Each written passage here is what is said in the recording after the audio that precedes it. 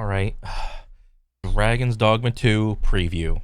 Our thoughts after 10 hours of gameplay. Oh, baby.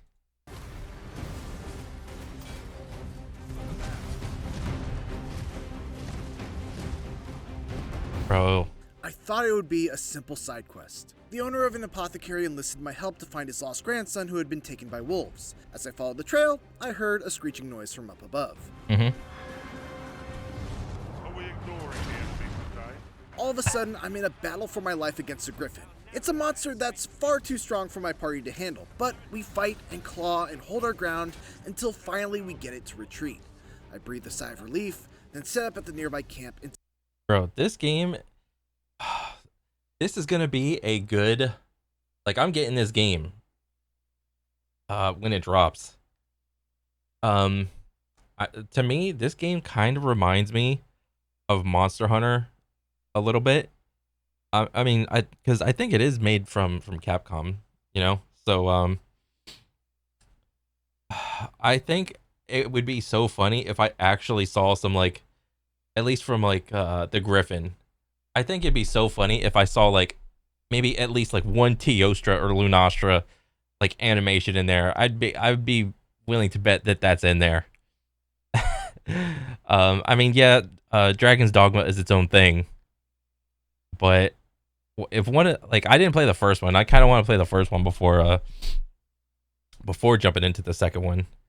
But if I don't get around to it, whatever. I know it's its own thing, but just seeing these big monsters, it just reminds me of Monster Hunter, and the fact that you can like get on top of them, climb around on them, do a little bit of damage and whatnot. It reminds me of Monster Hunter, and I think that's really cool. And it's like almost to the effect with like all the characters is like, this guy's got a really big sword. This is the Great Sword class from Monster Hunter. There's a Smoke Bro. Or Vape Nation Bro. That's probably like a unique thing that they did just for like Monster Hunter or Dragon's Dogma. And then there's like the Wizard Bro shooting fireballs and shit. So, and then there's the Archer Bro. I think that's kind of like the bow from Monster Hunter. So there is a little bit of similarities that I can see in this game. So it's like, I think Dragon's Dogma 2 is going to be like a good game until Wilds comes out. So I'm excited. sleep till nightfall. That sleep is then interrupted by the same griffin back for revenge. The same Griffin. That fight somehow boils over into another battle with a white. I don't know how I feel about combat in darkness or like at night. Because like, yeah, your field of view is like this little circle around, and the lights and graphics are cool. Like, that part is cool. And I think what like the Griffin had like little light up eyes, so maybe it's not gonna be too bad with all these like spell effects. Beat me within an inch of my life before I finally take him out, just as the sun rises after an epic 20-minute battle. Epic 20-minute battle. Holy shit, dude. I thought we were going on a quest to just save a kid.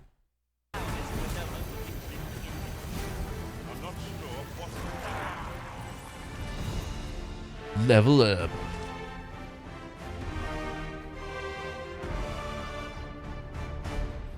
None of this was part of the actual quest involving saving the boy. It was just a series of events that cascaded into one of the most unforgettable encounters I've ever had in an open-world action RPG. And it was just one of the incredible encounters I experienced during the 10 hours I spent adventuring through Dragon's Dogma 2's fantastic open world. Bro, oh god dang, I want to play a wizard and just fly up on top of, and just fly. Just flying looks cool in this game. You're like the wizard, bro. You're just like, you go, whoop, whoop, whoop. You just float around, dude. That looks so cool. And you know what all this open world shit reminds me of? It reminds me of Skyrim a little bit.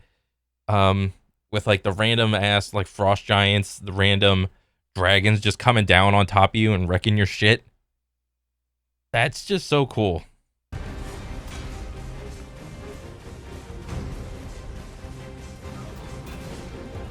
While I didn't get to start from the very beginning, I did Oh, you get to could be a begin lion. with the creation of my own pawn. Pawns, for those unfamiliar with the first Dragon's Dogma, are AI-controlled companions that gain gear, skills, and experience from your game. Okay. And take all that with them online where they can be hired by other players to be companions in their own games. Ooh. I'm not going to spend too much time on either pawns or character creation, especially because we've already made those videos. But what I am 100% taking my boy's pawns when he gets this game too.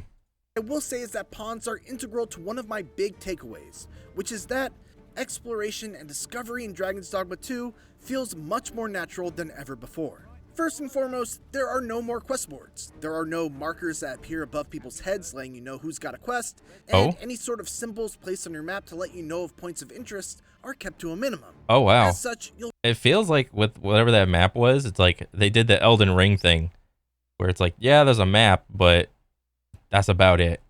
And was there a compass? Like up here, I don't remember seeing a compass. Maybe there was, maybe I didn't see it. And you got the mini map right there, so you'll really rely on your pawns. I actually like the mini map. Like the older I get, the more I like all these little tiny quality of life things. I don't know, that's just me. Like before when I was a little kid, I could have cared less if the game had like a map or a mini map or whatever. Like just immerse me in the game. I understand like some people don't like the mini map or something. Maybe you can like toggle this off or whatever. But the older I am, a mini map isn't gonna, I don't think, ruin my immersion. Like yes, you could. There's like a designated path right here and whatnot, but if I want to just go off and just explore, I'll go do it. I'm not gonna be held there by a little mini map. And NPCs to guide you through Dragon's Dogma 2's world. NPCs will, more often than not, be the ones to approach you with opportunities for side quests, as opposed to it being the other way around. Okay. Oh wait, that could be good or bad, because if they're just like little whatever side quests, you know how Skyrim had those like infinite side quests? If you got just dudes just running up to you, be like, hey, you want to do this quest? Hey, you want to do this quest? Hey, like that noise, I could see that getting annoying. But I don't know because like I understand there's like a main quest, and then there's like designated side quests, but then there's kind of like tertiary quests that are like at infinitum, that just like to keep you like engaged with the game. So I hope they don't do that, or maybe some people like that shit. I don't know. Happen to have seen a pretty stone. You there! Did you see an urchin in a cap? Pawns will also point out objects of interest. Just yonder looks to be a good spot for harvesting ingredients. Boulders that can be destroyed to find a path that leads to treasure. If you need that destroyed, I'm your pawn. Oh, Shall I assist? I like or that. If they already have knowledge of a quest from their owner's game, they will straight up lead you to those quests if you give them the go-ahead. That's All cool. of this leads to a style of exploration and adventuring that feels very organic and appropriately rewarding, very much in the same way. I don't care if some people think this is like too handholdy. I don't care. Hold my hand. Take me through the game when I feel like being taken through the game, and also just let me explore when I want to explore. That Elden Ring and the two most recent Zelda games do. As alluded to in the intro to this preview, you also just never went really flying. know what to expect once you set out to pursue a quest lead. Hey, I think there's something happening down here. You think? The very act of exploring beyond the safety of the city's walls is unpredictable, dangerous, and enticing, which is why it's so exciting. This dude's just getting taken. Over the course of my 10 hours, Was it me, or was it whenever that troll or that thing took your character? Do they kind of do that like TikTok filter thing where it's like the center is always on the character, and it's like all the movement happens like around, like on the outside edges, but the focus is like it's like aimbotted, locked on to like the character, and everything like on the outside is just like moving. Is that like weird for you guys, or is that like fine? Because I don't know, that seems like weird to me.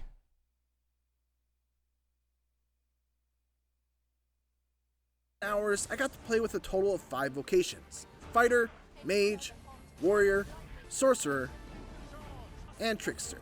which you can watch a whole other video all Vape about. Nation. Unlike the first game, which had you unlocking advanced vocations simply by leveling up the base ones, the 2 advanced vocations were actually unlocked via a quest. After visiting the Vocation Guild, I was given a quest to retrieve a greatsword and an archstaff, and after doing so, I unlocked both the Warrior and Sorcerer vocations. Oh I shit. don't know if all of them will be unlocked this way, 150 depths.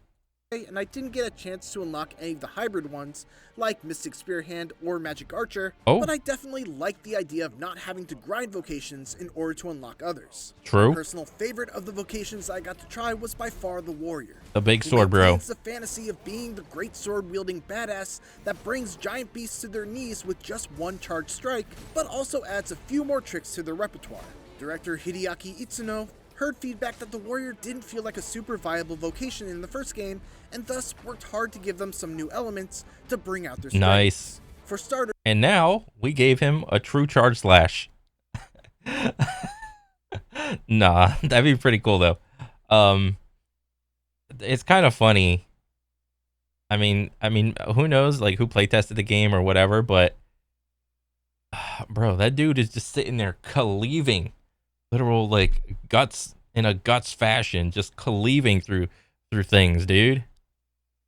we've jacked up the Warrior's offense and destructive power, to the point where it's Oh unfair. shit! Like you can kind of see, like you're in a tunnel right here, and this door is just clearing the whole tunnel right there.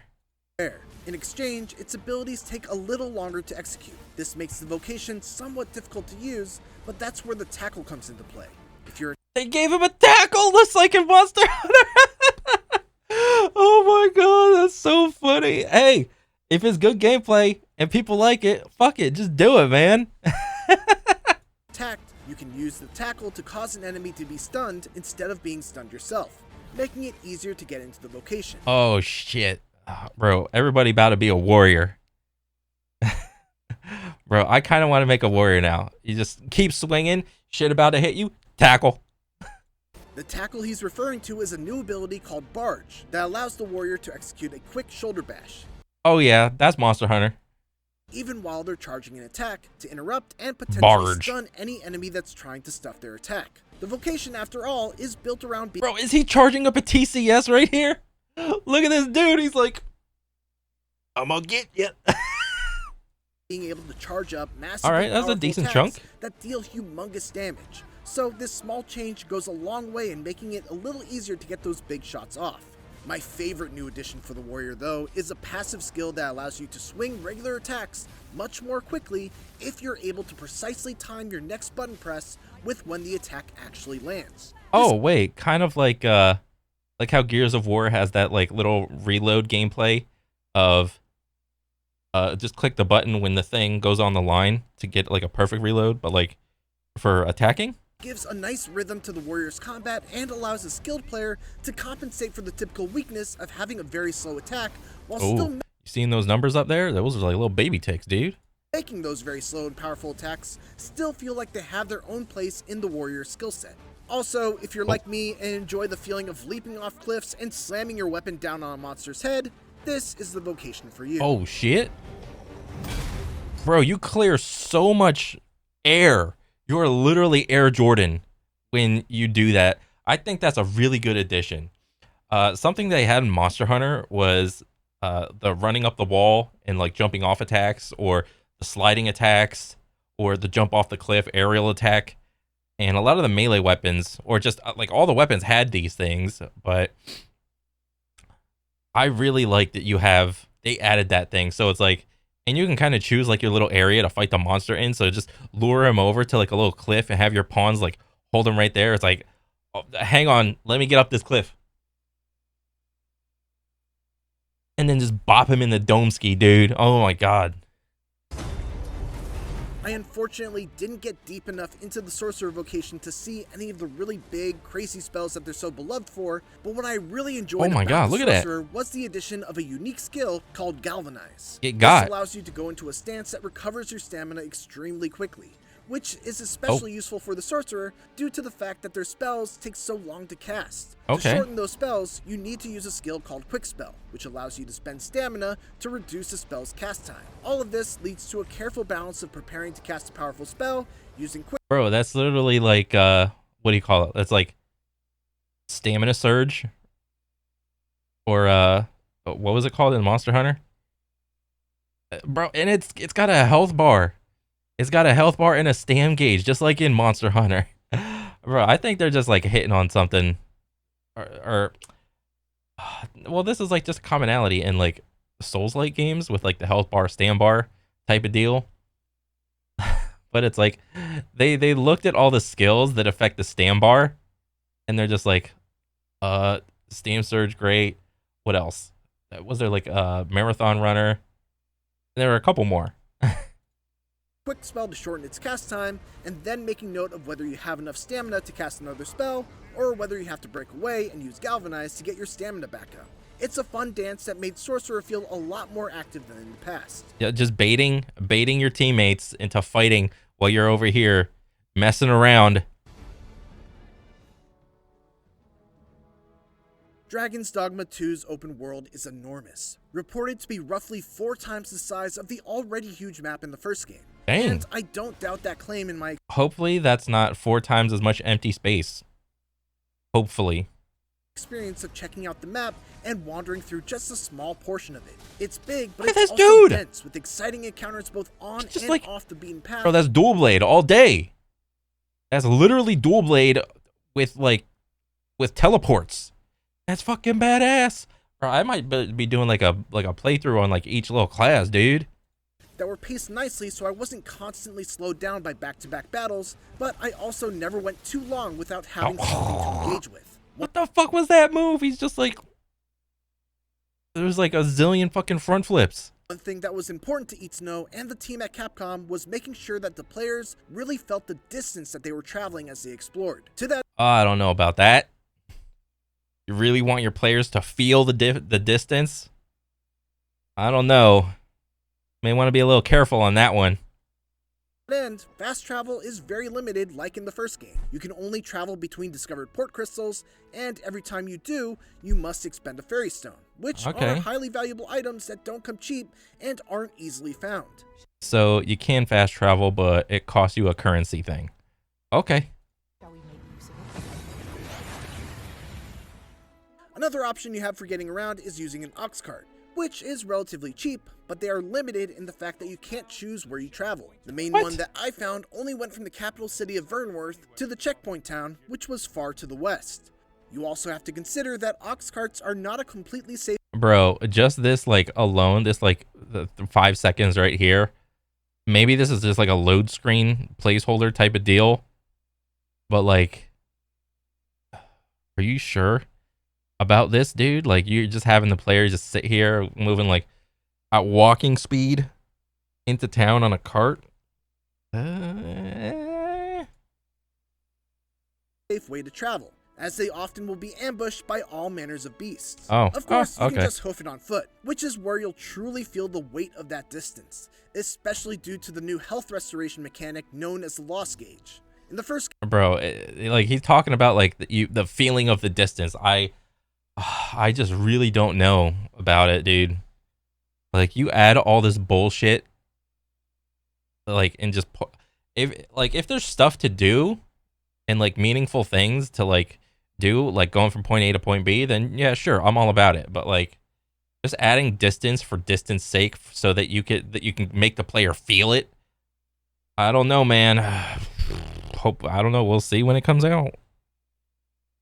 game, you'd be able to heal your entire life bar by using health restorative items, and recoverable gray health with spells. In Dragon's Dogma 2, however, every hit diminishes a portion of your max health, and the only ways to restore it are either by finding a campfire to rest at, or returning to an inn and resting for the night. Oh. Wait, let me hear that again. Recoverable gray health with spells. In Dragon's Wait. especially due to the new health restoration mechanic known as the loss gauge. In the Lost gauge. first game, you'd be able to heal your entire life bar by using health restorative items, and recoverable— So they kind of have this mechanic in Monster Hunter. already, but it's with the stamina bar.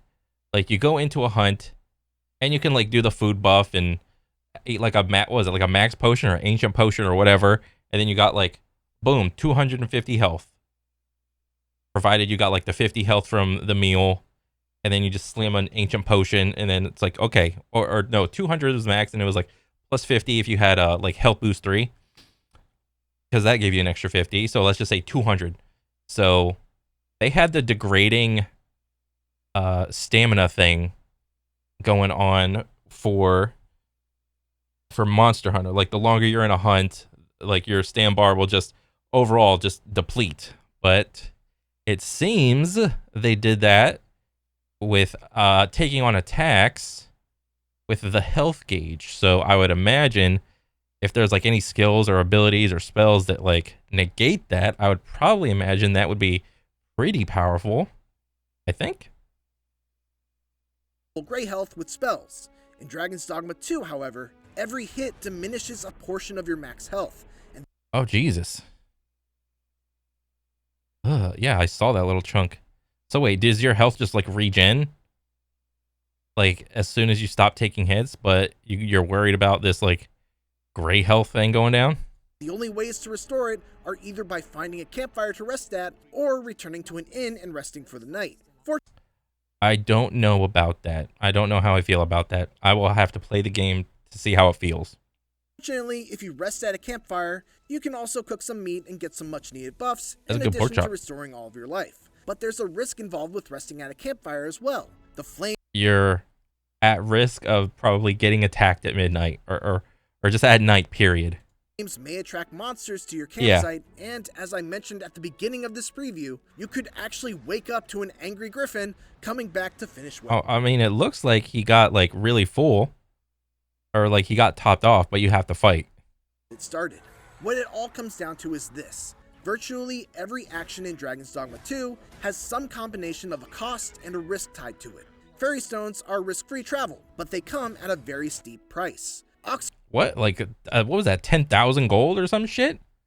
Yeah. Jesus Christ. Just to fast travel? I mean, with a price like that, and they track weight.